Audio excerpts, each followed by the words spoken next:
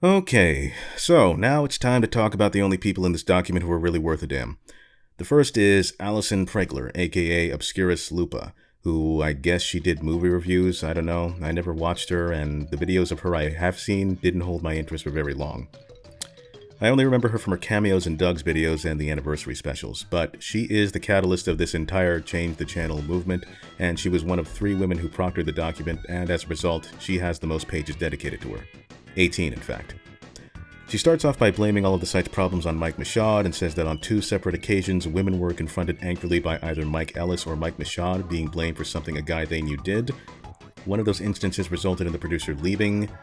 Frequently, if a guy spoke up, it was ignored, but if a woman spoke up, they were labeled troublemakers. Mike would frequently try to bully them.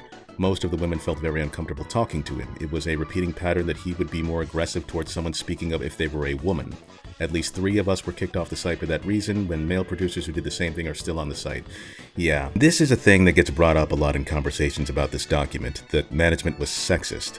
But after reading through it, I was not able to find any real evidence of sexism. A lot of the men in this document don't like Mike Michaud either. That's not sexism, that's just Michaud being a jerk.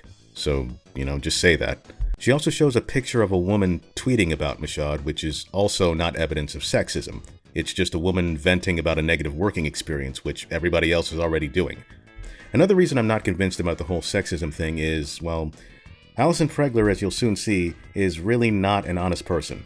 She is clearly bitter about her time at Channel Awesome, and unfortunately she allows that bitterness to seep into her testimony to the point where she begins to either change details in established stories, or flat out lie to make people that she doesn't like look bad.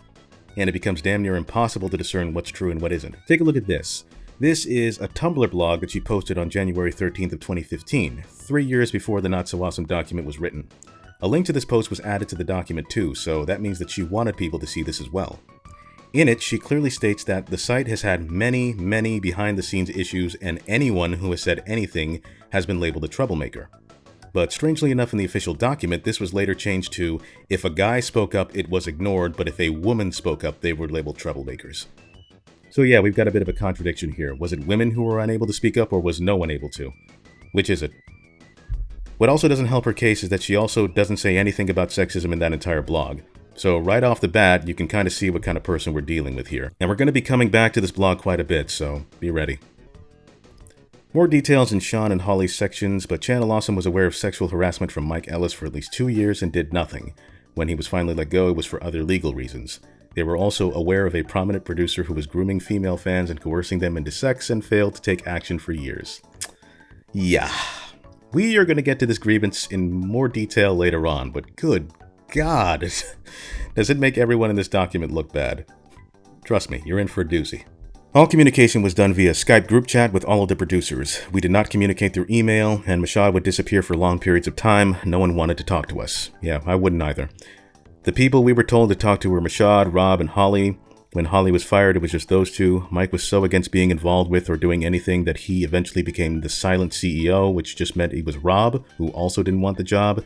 Anytime we came to him with complaints, he would call us children behind our backs. Doug is not considered anything but talent, yet frequently is part of business calls and the like, including ones highlighted here. He is also occasionally a part of company decisions. He is more involved with business than he likes to let on, and is also involved as a human being and face of the company. Wow, no way, the guy who helped make the website and was the biggest name on the website was also involved in managing his own website. Who would have guessed? Communication was the worst. They would never tell us anything. It was like pulling teeth to get answers from anyone. Frequently, we would find out things after the fact and have to come to them to find out what was happening. Yeah. Remember this, because this is going to stab her in the butt later on. Blistered Thumbs producers were never told the site was shutting down. They found out when they saw the announcement of the front page. Several producers were let go without being informed. Yeah, Chaos D1 already said that. When I joined the site, I was given a list of rules to follow, mostly common sense things like don't post hate speech, etc. The section saying where to find the company policy was labeled coming soon. At a later point in time, when I'm creating Radu reviews, I'm randomly told I need to ask them permission to do new shows. They had a rule in place for events such as filming a new show with your friend as the host, for example, but not anything like what I was doing, so I asked Rob for permission and he seems to have no idea why I'm asking. Well, who randomly told you to do this? Who gave you this list? You don't specify anyone by name. Years later, Phelan is astounded to find out this list exists because no one who came onto the site before me got these rules or were told about them. Well, again, we don't know who told you because you don't say. I mean, a fan could have sent you that list to troll you and it would have just as much credibility. Could we maybe see this list of rules that you're talking about? No? Okay, the rules were arbitrarily enforced, and usually if they wanted an excuse to get rid of someone anyway. At one point they sent a written reprimand to Welshie that was meant for Sad Panda because they couldn't tell the difference between them. Phelan received a reprimand for tweeting a joke making fun of the demo reel twist by saying he was going to reveal Phelan was Sub-Zero the whole time. He was told to apologize to Doug personally. Almost like a company doesn't like it when you mock their products publicly when you're still affiliated with them. Doug knew nothing tech-wise to the point of endless frustration. He didn't know how to record commentaries. He would just have people in Chicago sit close to the camera and record it on the onboard mic. When he had to record the Moulin Rouge commentary over Skype, he asked me to sit in and record it. I was not part of the Moulin Rouge crossover. He just wanted me to press record and sit there. Is this really worth complaining about? So the guy had trouble recording a commentary. Big deal. I mean, the man can clearly edit and knows how to operate a camera, so to say he knows nothing tech-wise was a tad disingenuous. Besides, some commentaries might include people who weren't involved in the production at all. The first ever commentary track was actually recorded by film historian Ronald Haver on Laserdisc for the 1984 release of King Kong, which was originally cinematic released in 1933. Hello, ladies and gentlemen. I'm Ronald Haver, and I'm here to do something which we feel is rather unique. I'm going to take you on a lecture tour of King Kong as you watch the film. The Laserdisc technology offers us this opportunity, and we feel it's rather unique. The ability to switch back and forth between the soundtrack and this lecture track. During my earlier days on the site, we'd have to fight to get slots for the day, but especially during the holidays, Doug proceeds to hog the slots with his lazy Disney-cember vlogs. So, you're mad that Doug Walker, the most popular contributor on the site and the very same person who the majority of fans tune in to see, was being granted first dibs on time slots. And what does your opinion on his Disney-cember vlogs have to do with anything? Kinda sounds like a personal dig at him instead of a legitimate grievance. They considered conventions a waste of time despite their contradictory belief that they should do all their advertising locally. They hated that we went to MagFest because of a bad experience Doug had there once despite the fact that we all paid to go there on our own dimes. Okay, they don't like conventions, you do. Big deal. Unless they were stopping you from going to them, I see no reason to complain. They never wanted to pay anyone. On one of the DVDs, they held a cover contest for fans where they asked for Drew Struzan-style artwork for $100 plus a link to their DeviantArt on the cover. They were shamed into upping the price to $300. Skitch did the soundtracks for the anniversary movies for next to nothing, and Mashad was furious when he tried selling the music because he was under the belief it belonged to them. Sounds like there was miscommunication between management and the artist. Happens in small businesses all the time. I also don't see what's so wrong with a $100 prize. I mean, they're a tiny indie company in Chicago. You'll always find somebody willing to do something for a certain amount of money. Every decision felt self-motivated and uncaring towards the other producers. It was the Doug Show. Yeah, it kind of was. Doug is the most popular producer on the site. Almost all of the site's revenue came from Doug's videos. One of the perks on being on Channel Awesome was being associated with Doug's brand. Chastising a company for promoting its flagship show the most just kind of makes you look silly. Pop quiz hotshot Indiegogo. So here she accuses Channel Awesome of stealing money from fans via an Indiegogo campaign, and they included a link to Channel Awesome's crowdfunding page on Indiegogo as evidence, but this does not prove anything of the sort. Instead, it just shows that they reached their goal. I don't know, to prove embezzlement, you'd have to show evidence of a specific intent to defraud. I'd probably believe this claim if Doug, got a new Lamborghini or something after he hit the Indiegogo goal, but this just looks like an endeavor that they tapped into that was poorly managed and not thought through. Because they most definitely used the money for everything that they said they would. I mean, the shows were made. They're on YouTube. You can still watch them to this day. Failed projects are unfortunately part of the risk of Indiegogo and Kickstarter campaigns. I mean, they didn't overpromise and lie about what they would deliver out of malice. They were just bad at budgeting. I'd be very surprised to see criminal charges brought up over a failed web show. Alright, the anniversaries. Channel Awesome paid for travel, lodging, and meals when they were during filming hours. Otherwise, we were on our own. They had to be told to have water on set. They really didn't, but we'll get into that later. We were not paid for our time, nor did we make any revenue from the DVDs. Yeah, that's usually how it works when you're not an employee and you volunteer to work for free. You don't get paid. We were paid an exposure and a free trip with our friends. When we pointed out that exposure didn't mean anything up to the first time, we were told we didn't have to go to them. Mike in particular liked to stake how great it was that they embedded, not hosted, our videos and never asked for a cut of our revenue. Traffic on That Guy with the Glasses / Channel Awesome generated by other producers gave them ad revenue, so it would be ridiculous to ask for a cut of the money in our videos. Well, Mike's right. If exposure didn't work for you, don't go. I mean, it's your own fault if you keep making a conscious decision to give your own time to something and you know you're not going to be compensated for it. This was the only thing they asked us to sign contracts for, which covered such things as injury, liability, etc. The contract also stated that any crossovers we filmed during the production would go to them to help recoup costs, so we were asked to work for our privilege to be there, which not only went into what little time we had between filming to rest, but into our work hours at home editing them, and the anniversaries themselves took time out of our normal work, meaning it also cost us money that way. We were allowed to keep commentary tracks we did for our videos, but those got very little views. Okay, so why bother participating? Because remember, Channel Awesome did 3 anniversary movies, Kikassia, Suburban Nights, and To Boldly Flee. And many of the same producers kept agreeing to come back and work on these projects despite knowing how they were made. All this sounds like to me is, I know how this company operates and I didn't like doing these practices, but I chose to keep doing them anyway. Feel sorry for me. Also, for people who make their living critiquing films and make fun of Doug Walker for being so incompetent, they really don't seem to understand how films are made themselves. Case in point, Suburban Nights. Doug's style of directing is to tell us to do it more like him. If we pointed out we wouldn't deliver a line like that, he would tell us we'll try it both ways so he could use the take of us doing it his way. We'll try it both ways became a running joke. Okay, 2 things. 1, that's literally the director's job. He's the creative lead of the production. He controls everything from the pre-production to the final edit. He directs the actor to get the performance that he wants, and then he will use the take that he likes. An actor can certainly pitch ideas to a director, but ultimately it is the director's vision and will always be the take that the director prefers that will be used in the final product. I mean, it sounds to me like you guys weren't the best actors or could take direction. And we stopped the first scene, cut, and Spoony's like, oh, that's good, Panda. I mean, that's really your humor, it works well. I was flattered, because I like Spoony's work and he was complimenting me. But Doug was like, no, you should say it like this, And I was like, what? Well, say it like this, like a cartoony character. I was like, but that's not me. And Doug was like, yeah, but I think it would be funny. I said, hey, hold on, I have to stop because he asked me several times to do that and I wouldn't. Look at that. I mean, the guy pretty much just admitted that my boss kept telling me to do something and I refused to do it. Doesn't really sound like you guys were any easier to work with yourselves. I mean, not everything you pitch is going to make it into the final cut, guys. I mean, that's just showbiz. 2, you guys didn't really have characters of your own. You were just yourselves in front of a camera. It's also kind of funny that she's complaining about Doug making everybody act like him when they all literally ripped off his review style. Just as the NC had been inspired by the AVGN, the NC resulted in its own inspirations. And in just a few short years, over 400 million people had created their own versions of the Nostalgia Critic, with over half of them being picked up by the site itself as featured content creators. Okay, maybe that's a slight exaggeration, but it can't have been far off. A lot of the NC-inspired creators even went as far as having similar names, copying the "that X in the X" style. But whether the name was similar or not, there was always one thing which never changed. Each new creator brought onto the site was a twist on the Nostalgia Critic format. Nostalgia Critic but a girl, Nostalgia Critic for comics, Nostalgia Critic for blockbusters, Nostalgia Critic for horror movies, Nostalgia Critic for porn, Nostalgia Critic for sequels, Nostalgia Critic for games. Wait, we've gone full circle.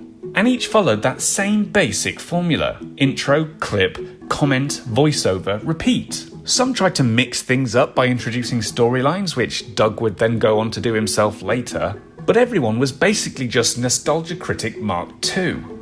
Like, guys, get a grip. Don't take it so personally. You're not A-list celebrities, TV executives and Hollywood producers aren't scouring the internet looking at videos of nerds whining into cameras about movies and comic books for talent. Okay, nobody outside of your extremely small fan bases were going to see these movies. You're not talented enough to be this arrogant. So, just lighten up. Have fun, huh?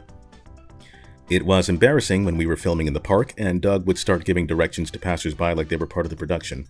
Yeah, that's how it works. I mean, that's one of the risks when you film somewhere in public. You have to consider that random people might walk around and about your production. I mean, it's not weird for like a production assistant or the crew to go over to people and tell them, hey guys, we're filming a movie here. Could you please keep it down? Or could you please be quiet? Don't walk into our shot, please. Walk somewhere else.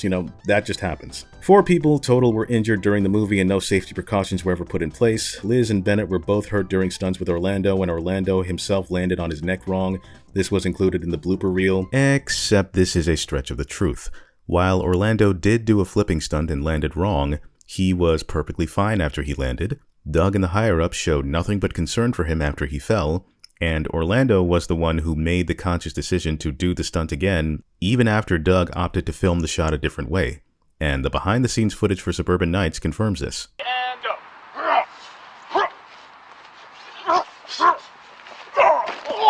Oh! I'm okay. I'm okay. You sure? Wow, that hurt. Despite Orlando having a black belt in karate and the fact that we've practiced the flip a few times before, he couldn't help but feel a little concerned that he shouldn't do this. I just realized, why don't we just use that take the more I think about it? Just boom, boom, boom, but then you just get back up. Can't you do the upper flip where you do that cool thing? I can do that. So we just don't show him falling on his ass. No, we do show him falling on his ass, and then you go, ha-ha, and then he gets back up, oh, and whatever, he does an energy thing. Can we still do the backflip? I'll still do the backflip. You want to do it, that's on you, dude. We emphasized to him that we didn't need him to do this, but he said that he was going to do it whether the cameras were rolling or not. Right, Orlando wants to do this. 1, 2, 3. Eliza was taped to a wall in a cross position, and because she was there for so long, she passed out. Yeah. When I first read this part of the document back in the day, this was the complaint that really made me do a double header and question what I was reading, because now we're accusing the company of criminal negligence. Like, someone was left stuck to a wall until they passed out. Like, you can go to jail for something like that. So, I looked the story up online, and of course, it turned out to be a bald-faced lie. The woman in question is Eliza Hansen, a fellow video essayist and media critic. When she was asked about this incident on Twitter, she would say the following: "I talked about it publicly years ago. The bit was I get duct taped to a wall, but I started to get dizzy from having my arms up, so I had to peel myself off the wall before we got the shot. So they changed the bit to a duct tape blanket instead, as you see in the film." So yeah, this whole thing about her being left there and passing out, it didn't happen. She even expressed annoyance at how everyone started rumors about this, and none of the people in this document even cared enough to talk to her to get her side of the story. She was sought out by a random person who had nothing to do with the drama at all. Funny how a document that claims to do what they believe is morally right, and wants all their information to be verified, and yet we have a lie right here. So it's very clear I should be taking what you're telling me with a grain of salt. The weather was cold, and some people like Ben had pretty flimsy costumes, so the higher-ups were worried about us. We had a meeting where they asked us if we wanted to make it an improved mockumentary and shoot it indoors, but we unanimously voted to keep going. So they were worried about you, and you decided to keep going. Mike Machad, Bargo, Rob, and myself all gathered at Mike's place to discuss the future of the production, which we all could see was undeniably shaky. Everybody who's on Team 2 or whatever is going to have to come back on Sunday. So if that happens, then that team will have been out 2 days in a row, particularly for the climax, which is going to be entirely outside. The main reason I didn't do it today, I mean, of course the weather is really bad, but The main reason I didn't do it is that I realized is that you can't have a scene where a girl wants to go on a playground and it's raining. No girl would go on a playground while raining.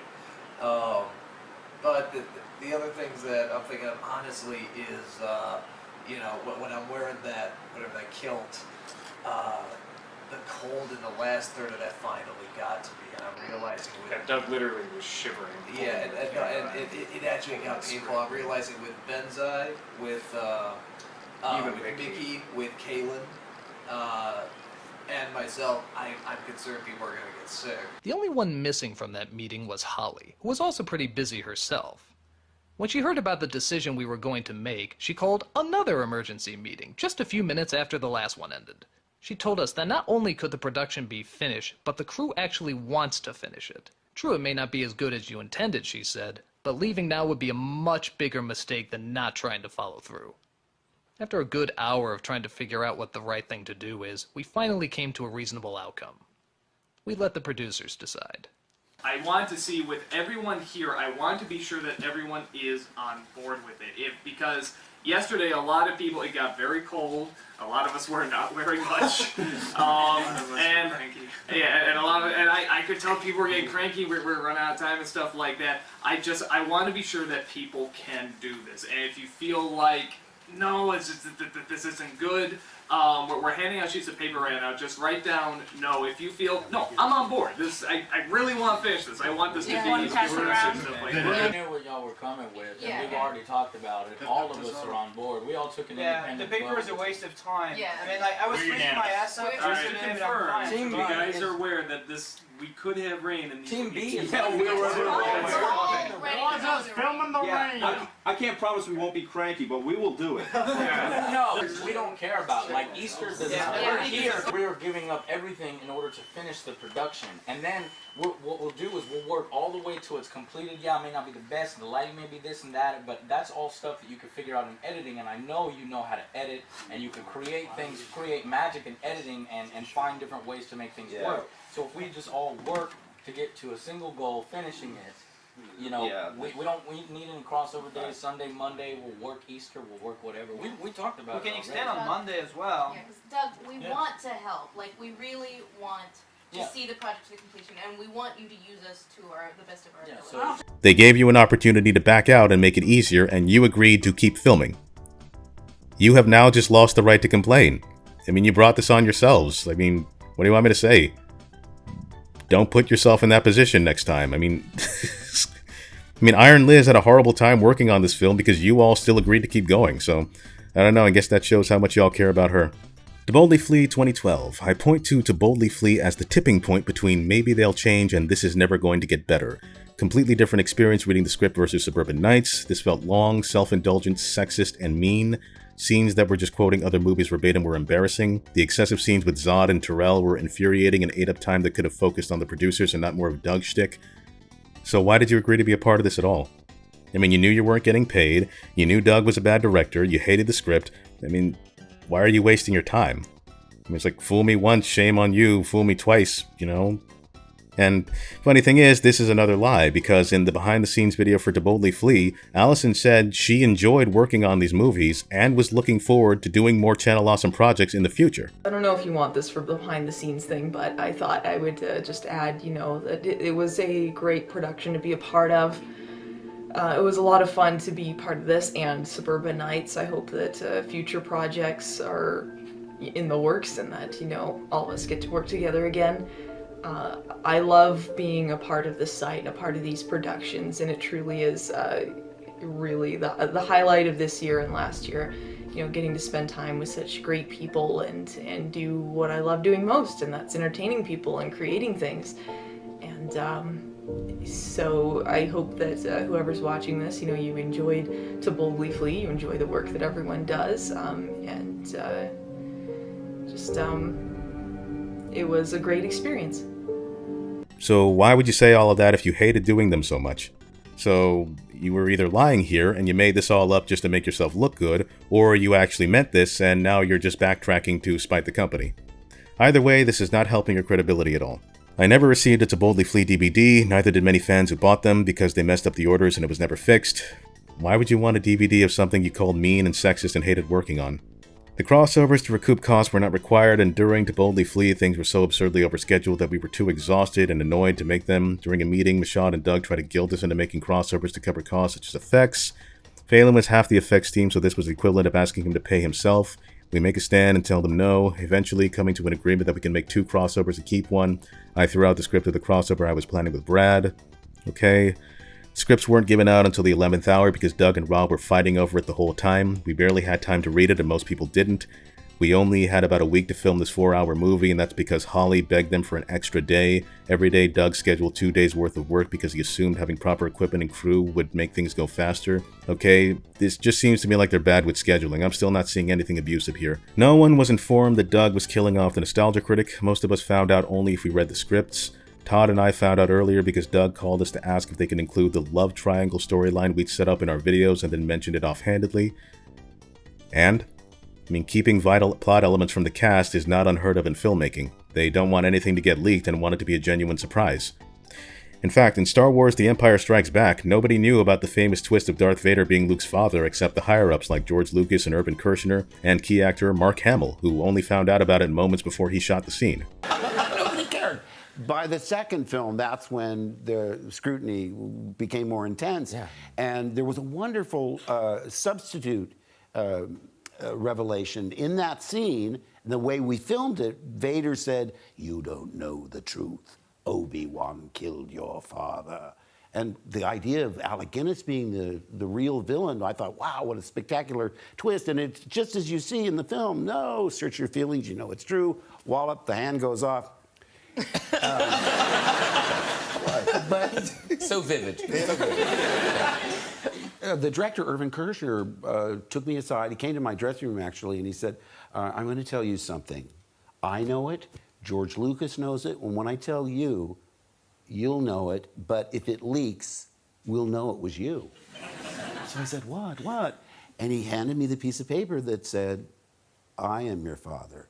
I was shocked. I said, is that true?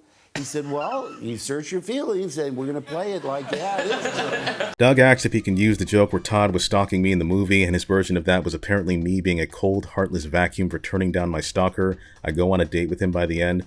Okay, so Doug wrote a bad joke. Big deal. Next.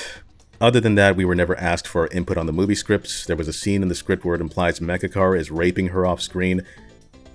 And she and Lewis... Wait, raping who? There's no name here. You didn't specify anyone. It just says raping her. But yeah, she's talking about Lindsay Ellis. So yeah, there was a scene in the script where it implies Mechakar is raping Lindsay Ellis off screen, and she and Lewis had to fight with them on set to say they wouldn't do it as scripted. It's still in the movie, but slightly different. Doug did not understand that it came off as offensive. Honestly, I don't understand either, but we'll get into more with that with Lindsay Ellis' section. Lindsay was also uncomfortable with the fight scene she and I had, and she pointed this out when we were on set. Doug had no idea what to do, so his response was just to make us do it. I really wish you guys would be more specific. Like, what was the problem with the fight scene? What were you doing exactly? What did Doug force you to do? Why didn't you want to do it? I mean, details, lady, details. Much of the dialogue included lines about the age of reviewers ending, and it made it seem like we were retiring because Doug was, which really hurt all of our feelings. Like, what? How? Like, the end of To Boldly Flee clearly shows Doug passing on while everyone else is partying and having a good time, implying that they're all free to continue doing whatever they want. How did you take it to mean that you were all retiring with him? And I'm sorry, can we just point out how stupid this complaint is? A few lines of dialogue in a cheap internet movie made us feel bad. It's like, oh my god. We were always behind schedule, and Doug and Rob would always stop the shoot for pointless arguments. For instance, there was a scene where Todd and I are talking to Nostalgia Critic, and when we were done with the shot, Todd went to take his costume off, which took a few people to do. When I'm sitting next to Jillian, I noticed they're shooting the other half of that scene with the camera pointed directly at where we were supposed to be standing, so we point that out to them. They start to argue again for 10 minutes where there are only two options: get me and Todd back or change the camera angle. Jillian was there to keep them on schedule, and every time she brought up the time, she'd be ignored, so we were always way behind. They asked her to choreograph a complex lightsaber fight scene, which she did, but they ended up sending her to the hotel due to exhaustion and not using her fight. Whenever anything happened like bad continuity, Rob would just say, "Oh well, plot hole." Well, you know what my response to all this is? Welcome to the world of cinema. Suck it up. I mean, what, do you expect people to feel bad for you about this? Like, you guys made a career of staying in the comfort and safety of your own homes, sitting in front of cameras, riffing and tearing apart bad movies all the time. Now comes the time when you get to do it yourself and you complain about it. Not so easy, is it? Yeah, you guys can dish it out, but you sure can't take it. Sorry, but everything that you people are complaining about, not liking the script, creative differences, long shooting hours, scheduling conflicts, scenes being cut out, injuries on set. This is stuff that indie film crews and even professional film crews go through all the time. Those are the risks that you take when you want to make a movie. Filmmaking is not easy. It's hard. It's a huge collaborative effort. And it's especially hard when you're making a conscious decision to work with people who don't know what they're doing and never made a movie in your life. There are hundreds of things that can go right, but millions of things that can go wrong. No matter what the budget of the movie is, there's never enough time or money to do it as well as can be hoped. One day, the camera crew had to go home early for personal reasons, so they told Doug early in the day that would be the case. He forgot to tell anyone, so at the end of the day, we didn't have enough cars to take everyone back to the hotel/dinner. Phelan, Julian, and I got left behind while everyone else went to Applebee's. Oh, that's priceless. That is priceless. Doug made an honest mistake and I didn't get to go to Applebee's because of it. Apex of abuse right there. And you know what's funny? That's actually not even the whole story. Because when the document first dropped, people rightfully made fun of this silly complaint, so Allison had to take to Twitter to clarify that Doug actually felt bad about forgetting to tell people about the camera crews leaving and got them all Subway to make up for his mistake, and the Applebee's take was supposed to be a joke. So not only did she just admit to withholding information from this story to make someone look bad, but now she's expecting me to believe that she decided to put a joke about Applebee's in the same document that's supposed to have serious grievances like abuse, harassment, and sexual assault. Sorry, I don't buy it. I think you really thought that this was evidence of abuse against you, and then you got called out for it, and now you're trying to backpedal. And, no. Sorry, honey, there's no backsies on this. The document clearly states the following points are what we feel are the most grievous and should be known by the public above all others. I mean, it's just so stupid. I mean, would I be annoyed with not getting to go out to a restaurant with my friends after a long day of filming? Sure. Would I use it in a tell-all document years later to try to discredit a company? I swear, this woman looks dumber and dumber the more I keep reading. Ed, who was a cameraman and credited as director of photography, he asked him not to, pointed out during a scene with Brad that they were breaking the 180 rule, cue 10-minute argument. Ed furiously says they either wanted to look right or wrong. He vows never to work with them again. Finally, someone with some sense. There was a scene with a bunch of the cast passed out on top of each other on the floors. They called a bunch of them into the basement to film it and kept them there even when they weren't shooting. Eventually, someone asks Ed if they were even on camera, and he says no. They had Phelan's foot in one shot. I don't care. One day was an 18-hour shoot. The next day, after 3 hours of sleep, we were asked to film the big party scene. They asked us to film 2 different endings despite being overscheduled and exhausted. Once that's over, they want to film a green screen bit with Phelan. Phelan points out he can film it at home, which would save them time they didn't have, and after waiting forever, they say yes. We're driven to the hotel to sleep and our heads barely hit the pillow when my phone rings. They want Phelan to shoot the green screen part. He's the angriest I've ever seen him.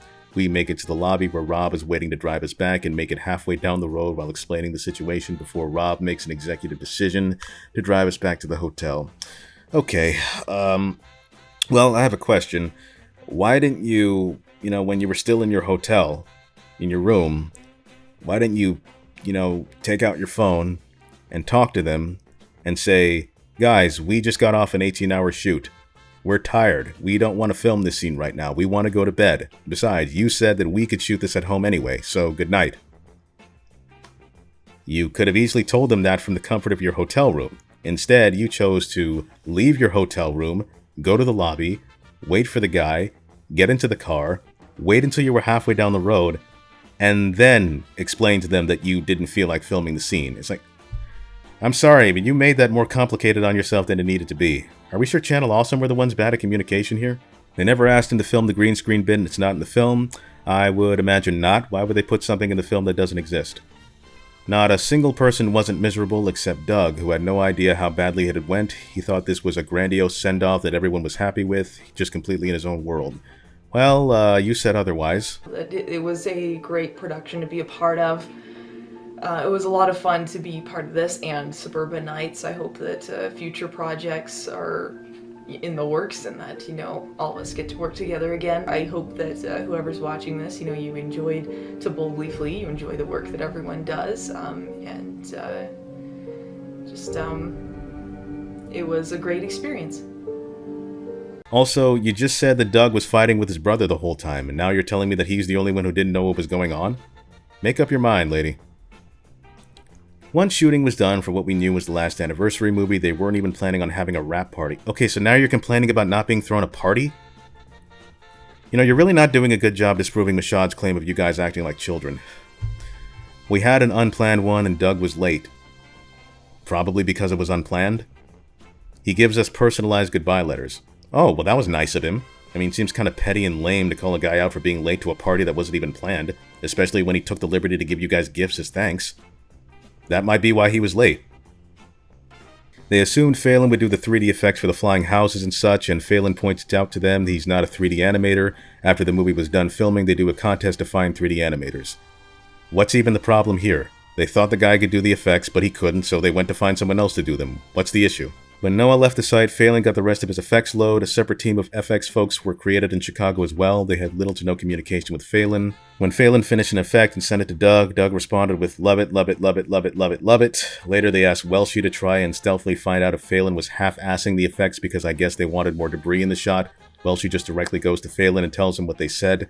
Phelan's feelings are hurt. Jesus Christ.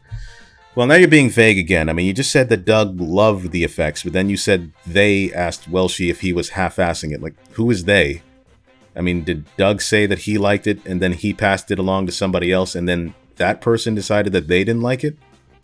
If so, the complaint here is worthless. It doesn't change the fact that Doug said he liked it. I'm sorry, this whole tirade of trying to get me to feel sorry for you ain't working. Much like the Indiegogo thing, it seems to me that it was just a project that was poorly managed. You all had several chances to back out, and you kept going regardless. I don't see why you're trying to paint yourselves as victims, because you're not. The Uncanny Valley. For the 5th year, they asked certain producers if they could make a short film to be included in an anthology with an internet theme. They offered no payment or resources at all, only the ability to post the shorts on their own channel in exchange for giving them the DVD rights. So basically, they were asking them to make a short film for them for free and also let them make money off of it. Phelan was asked and said no. No way! They asked you to work for free and you told them no? You can do that? Well, there's hope for you yet. Okay. The Spoony incident. This is brought up to try to clarify some points involving Channel Awesome, not to drag up old dirt. That's literally what this entire document is, dragging up old dirt. But basically what she says is that she started drama with a popular producer named Noah Antweiler, better known by his internet moniker Spoony, who, well, I don't know, man. Talking about this guy is a big can of worms in of itself. A lot of crazy mental health issues going on with that one. Watch Frederick Knutson's Down the Rabbit Hole video about him if you want to know more. But back on topic, Spoony was an extremely popular contributor on Channel Awesome, and Allison started drama with him about a joke that he made that she found offensive, while conveniently leaving out that she brought this up an entire month after he said it and apologized for it, mind you. On May 11th, 2012, Noah published a series of tweets to Jesu Otaku, another content creator on the website, which read in part, quote, "You know, if things don't work out with you and Nash076, I'd be happy to chain you to a pipe in my basement and love you. My way. My way of loving someone is dirty and painful and ends in tears." He apologized to her shortly after. While this tweet went mostly unregarded for a month, it was referenced again by another person from the site by the name of Obscurus Lupa in an interaction between the two. Part of it reads with Lupa saying, quote, "Seriously, I can't follow you anymore, dude." Noah antagonizes her by saying, "Aw, Obscurus Lupa hates me now too. Gonna have to bust out the Adele playlist for this breakup." Lupa replies by saying, "You joked about chaining Hope up in your basement and raping her. I got no sympathy for you." This negative attention was eventually made known by other creators on That Guy with the Glasses, then renamed to Channel Awesome. Noah grew passive-aggressive. He wrote, "Is there punishment harsh enough for scum as loathsome as me? I really don't know what else I need to do. I've apologized. I've begged. Is it blood you want? Tears? I could rend my clothes asunder and wear sackcloth. Flagellate myself with a barbed whip? I can do it. I will. I mean, God, I made a bad joke. I'm sorry. I fucked up. Jesu Otaku, Obscurus Lupa, I'm sorry already. Please, take my penis. Burn it. I'm worse than Hitler. I should roast in hell if there was a pit deep enough for my sin. I beg forgiveness, knowing full well I wouldn't be worth pissing on if my face were on fire." In response, Noah was given a 3-week suspension from Channel Awesome. While some accused Obscurus Lupa of dredging up a tweet made a month prior to cause drama, she reinforced her opinion in a blog post entitled "The Uncomfortable Subject of Rape Jokes," where she states that there had been discomfort between her and Noah before. She wrote, quote, "Was I offended? Yes. Did I only say something a month later? Yes. And it doesn't matter. That doesn't change what it was, and I'm standing my ground on this. I don't care if the person who said it is popular or more funny than I am. That doesn't make it right. It was a coworker and a friend. Was this the only thing that set me off? Absolutely not. Was this the reason for what eventually happened? No. But this is what my deal was, and why I said what I said." He then suffered an emotional breakdown due to his mental health issues and began to lash out at people. Channel Awesome suspended him from their site, and he eventually ended up leaving the site on his own accord. Allison would receive death threats from angry fans, and she's angry that Channel Awesome didn't tell people that she didn't get Spoony removed from the site, none of which is Channel Awesome's fault or responsibility. She then says she got a written reprimand and a new page of rules is given to some producers, not all, which includes activity on social media. Well, who received these rules? Who didn't? What are you implying by specifying this? I mean, it kind of undermines whatever it is that you're trying to get at here. I mean, you started drama with somebody, they left, and you got punished for it. It's what happens. Producer grievances. In 2013, everyone on the site is fed up with the terrible communication and broken promises to the point of all coming together and giving the higher-ups a list of grievances. Why bother? Why are you doing everything possible to stay with this website? I mean, plenty of YouTubers were taken off in 2013. Smosh, Epic Mealtime, PewDiePie. Plenty of small channels were making a living on YouTube. Hell, your pal Lindsay Ellis left a year after this and was doing just fine. I don't get it. Why cling so hard to stay here if the entire website was so horrible? Anyway, this led to a series of calls where they were divided into groups to discuss their issues. I tell them the way to boldly flee was scripted made it sound like all of us were retiring along with Doug, and the site should have been informed he was getting rid of the character since it affected all of us. Rob laughs it off by saying he was only thinking of it as a story and my point is never addressed. Well, it's a stupid point. Rob's right. It's a silly story about internet critics and flying house spaceships fighting a black hole. Lighten up. And Doug doesn't have to tell you anything. You don't work for him. It's not his fault you didn't set any long-term career plans. The To Boldly Flee DVD was put up on the site store with a release date before Mike even contacted Ed to get them made. I was there when he called him. I asked Mike why that was, and he responded that it takes 2 weeks to make DVDs. I point out that they could get them done earlier than that release date, and that still doesn't make sense, and it devolves into him shouting 2 weeks at me nonsensically. One of the promises in their response to this list of grievances was to give us newsletters to update us on what was going on with the site. They proceeded to do 2 by email and 1 on the internal site before giving up. One of these newsletters hilariously tries to tell us that the anniversaries have stopped because of the weather. We all knew and respected that they stopped because they were expensive and exhausting, so it seemed nonsense to come up with such an outlandish lie. It also defeated the point of being more communicative if they weren't going to be truthful. Okay, so you hated them for doing the anniversaries because they were incompetently managed, yet you chose to keep going to them anyway. And now you hate them for not doing them anymore because you feel they didn't stop doing them for the right reason? That doesn't make any sense. It seems to me like you just made a bad decision and you're looking for any excuse to justify hating them. And funnily enough, her little dig there where she says it defeats the point of being more communicative if they're not truthful. Well, you made up the lie of someone passing out on set and couldn't even be honest about whether or not you went to a restaurant. So you really shouldn't be throwing those stones from your glass house, madam. They never once updated their internal site in 10 years. To this day, it's still an icky sports Joomla template. Bar Fiesta and Blistered Thumbs are still on the scheduling drop-downs. They didn't turn searchability off, so their internal site comes up on Google. I could still use my access info and get it. Blah, blah, blah. I don't care. Yada, yada, yada, yada, yada. After years of asking to redesign That Guy with the Glasses into a better-looking site, they decided to revamp it as Channel Awesome. This is partially because of our request to make things more about the community and less central to Doug. Well, people didn't log in to see you guys. Sorry if it sounds harsh, but it's true. They released it with a banner with Doug and all of his characters, and also a bee from a 1-second joke in his Jurassic Park 3 video. We mentioned that this is all about Doug again, and they say they'll switch the banner to different producers for days of the week that they post. We point out that there's more producers than days of the week. None of this matters. Yeah, more Doug is a bigger star than me. Boo-hoo, yada yada. When Mike is looking for a site designer, the first people he asks are the ones who designed the White House webpage. They quote him $50,000, so he goes with a $100.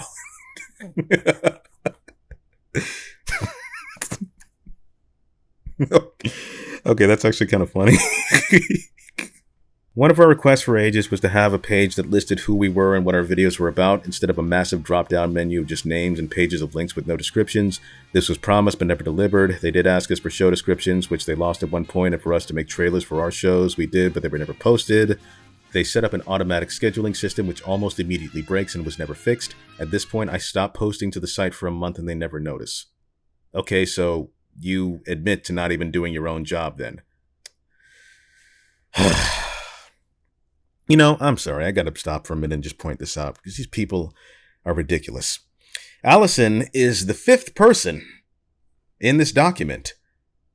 Okay, well, technically she's the 1st, because I'm reading this out of order, but she's the 5th person that we've read about thus far to admit to not uploading anything to the site.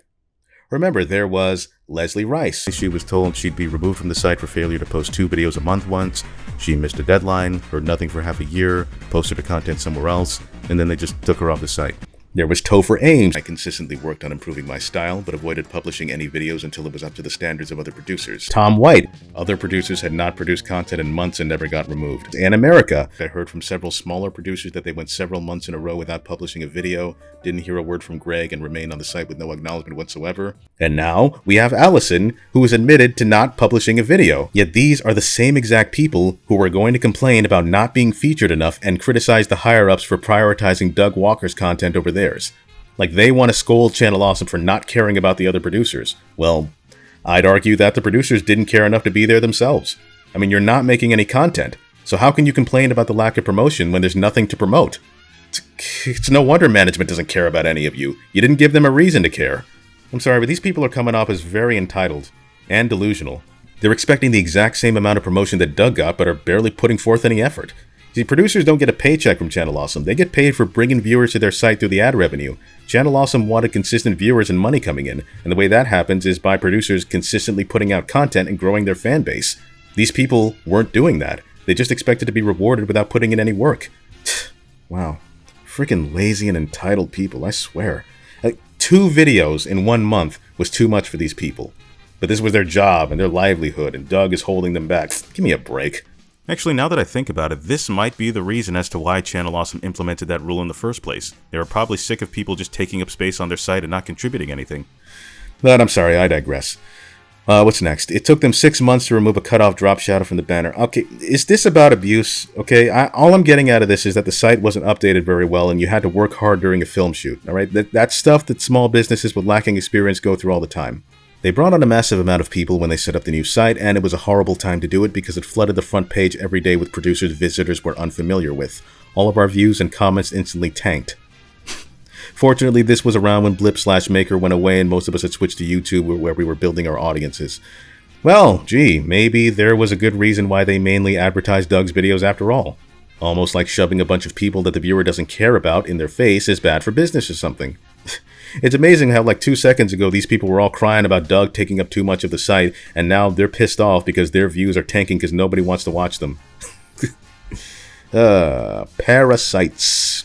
Chicago crossover, Talking Cat / Shut Up and Talk. Sometime in 2013 to 2014, I'm barely making ends meet with Blip's ad revenue, so I start to use more mid-rolls in my videos. Around this time, I go to Chicago to film a crossover on a Talking Cat with Doug in a studio. Rob keeps interrupting to read off IMDb trivia for their Things You Didn't Know About Ghostbusters video. No one pays us the courtesy of silence when we're trying to film. Doug has to continually tell them to be quiet and act like we're not there. Okay, annoying, but nothing horrible. While I'm in Chicago, I film an episode of his talk show Shut Up and Talk, which was never released since I was gone before it was edited together, so this complaint means nothing then. Before filming, Doug offhandedly mentions one of the questions will be what I base my funny voice on. I tell him it's based on nothing, it's just me. When we begin filming, he again asks me what I base my voice on. I reiterate that it's not based on anything, I'm just doofy sometimes. He makes fun of me for using the word doofy because he's never heard it before and doesn't seem to believe me when I'm not. This woman sounds like a child. Seriously, like an elementary schooler. I mean, really? Doofy? You are upset because he laughed at a made-up word. That's in a document where you're talking about abuse and mismanagement. He laughed at you because you... Why would you even complain about this? I thought this was a document where all information was supposed to be verified. Like, there's no evidence of this story being true outside of what's in this document. This is a personal anecdote between you and Doug. Just he said, she said nonsense. You can't verify this story any more than I can. And since we're never going to get Doug's side of the story, that means that I just have to trust you at your word. And given how you've already lied and left important information out of your stories already, I honestly don't trust you at your word. I don't believe you. Like, how do I know you aren't taking context out of this story too? For all I know, maybe Doug thought the word was funny. Maybe he was trying to make the interview entertaining. How do I know you didn't just make this up and this isn't just another lie? The concept of comedy that's not directly ripping something off is baffling to him, like the concept of not working for free is baffling to you. And what is your fascination with Doug's humor? I get it. You don't think he's funny. No one cares. You don't sound like a barrel of laughs yourself either, given your lame Applebee's joke. Outside 1 or 2, we don't go over the questions ahead of the interview. In the middle of the goofy questions, don't you mean the doofy questions, he asks me what's the hardest thing I've been through was and how I got through it. Well, I can tell you what the hardest thing I've been through was, reading this garbage. It's very awkward. How? It's a simple question. Even then, if it bothers you so much, just don't answer it and move on. It's an interview, not an interrogation. You can choose to decline. At the end of the interview, Doug and his guests will improvise something as the credits play. I can't do improv, I'm doing pretty badly, so Doug says you'll never make it in this business, and that's how that ended. Well, he was right about that. I mean, if this is how you act for every single minor slight against you, I don't see you getting far in any business either. Rashad waits until everyone leaves and I'm alone on the Shut Up and Talk set to corner me to ask why I have so many mid-rolls on my videos. I tell him to make enough money to live. If you're not making enough money to live, have you considered getting a real job? Like with an actual paycheck and benefits? I mean, you can't just coast by on ad revenue for the rest of your life. He says my use of mid-rolls and Phelan's use are causing people to put on ad block and affecting the revenue. The revenue was down because they killed off their flagship show and sunk a bunch of money into a useless game show. Wow, I didn't know you had access to the company's bank records. He tells me people were complaining in the comments and he left the memes once up as a hint to me instead of, telling me like the CEO of the company should. He literally just did, though. He also lies and tells me other producers were complaining to him, which the others confirmed was not true. This is very hostile and makes me uncomfortable and upset. I go to the bathroom and cry. After I pull myself together, the only person around is Doug, so I tell him what happened and how uncomfortable I was. He says he'll look into it. Really? So you went to the bathroom to cry because a guy told you to stop putting mid-rolls on videos. She really is an elementary schooler. And yet again, we have another grievance with no real context, because she's trying to make it seem like Mike threatened her, given her use of predatory language like cornering, but the guy owns the company. He approached you in private. The manager will typically pull people aside in private to bring up issues like this. I mean, it would be pretty disrespectful of him to just dress you down publicly in front of everyone, wouldn't it? You see, these people just don't have any real-world experience. Like, nobody's ever had to approach them over a business issue. So the first time it happens, they take it way too seriously. He's like, oh no, he's threatening me. All he did was tell you to stop putting so many mid-rolls on your videos, and you're acting like he assaulted you or something, having to run to the bathroom to cry. And this is also another example where she alters the story from her original Tumblr post, because there, she said she was crying over how she was going to pay her bills, but in the document, she implies that it was Mike Machad who was the one who made her cry. Shortly after, Mike and Doug call me on Skype to tell me they're limiting the number of mid-rolls we can use. I tell them I think they're overstepping their bounds. Doug says he disagrees. No mention is ever made of Mike's aggressive actions in Chicago. How was he aggressive? Again, it's not aggressive to want to discuss a private matter privately. This is a business issue that concerned you, so yes, he is going to talk to you in private. Besides, it doesn't sound like they were doing this to mess with you. I mean, Channel Awesome's rules were also Blip's rules. Rob Walker confirms this in the very chat that you leaked. Blip was the site that gave Channel Awesome their platform, and a site that relies on ads won't like it if the people that they're hosting are encouraging viewers to avoid them. Sounds to me like the company made a decision that you didn't like. Oh well, I mean, that's life. Mike proceeds to give me tips on making more views, such as posting on specific days. I had been posting on Sundays for 3 years. I stopped doing a set schedule after that because I felt it didn't matter if no one noticed. Well, it clearly does matter. I mean, you just said that you were the one who was not making enough money to pay your bills, so maybe your schedule does need a mix-up. He says I don't make enough videos, one a month. I was making 3 to 4 videos a month, including just completing a 2-hour retrospective. He didn't seem to think videos outside of my main show counted. Well, I don't know. I mean, are people watching your videos? Are they getting any views? I mean, like a 2-hour retrospective, that's a lot of time. I mean, maybe they're just not that interesting. I don't know. Doug tells me I should just make more videos like his TV show vlogs because that's just his work ethic. I nearly quit right then and there. For at least a year, I was debating when, not if, I would leave the site. Okay, then why didn't you just go? I mean, you clearly don't like how they run things, so what's keeping you here? And why would this incident in particular make you want to quit? I mean, they're literally trying to help you here. I mean, they're giving you tips and suggestions on how to make more money, and you're mad at them for it? That does not make any sense. Getting the boot. Patreon comes along, a lot of folks are using it. This seems like a great way to make money and not have all the mid-rolls that annoy people. I set one up and put a link on the internal site to be added underneath my latest video. It does not appear there, and as usual, I have to contact them myself to find out what's up. I ask Mike why it wasn't there, and he tells me they won't link to crowdfunding campaigns or e-begging. I try to explain that it's a payment for a service, but he's already decided what it is. He eventually stops talking to me. Later on, he apologizes for not responding, which is the only thing he's ever apologized for. Rob messages me and tells me adding Patreon along with the mid-rolls is a slap in the face to fans. I ask them about promoting their Indiegogo, and Rob says that was executive authority. I also point out Mike J's Nerd Quest campaign was promoted. Okay, it sounds to me like they didn't get Patreon. I mean, I guess they were fine with people using it for projects but not regular income, which is silly considering like both groups of fans are paying to see something they want. People tend to get irritated with videos with long ads and kind of get turned off by watching them. And she kind of indirectly admits that in her own Tumblr post, where she clearly states that her overuse of mid-rolls were not extremely popular, so it sounds to me like you knew very well that you were overusing this, and you kept doing it anyway. And the whole excuse of her not being able to pay her bills, it doesn't really hold much water when you look at her upload schedule around that time. Her contributions to the site were very minimal. After June 30th of 2013, she would actually only put out 2 videos on the Channel Awesome. One on August 18th of 2013, where she reviewed a film called Witchcraft 8, and another on Sunday of September 15th of 2013 with her and Phalis eating cereal. There was also a video she posted of a review of the movie Tracks on Wednesday of July 3rd, 2013, but that's not her content. The video was made by the user GoodBadFlix, and she was just a special guest. She wouldn't upload anything until the end of September 29th of 2013.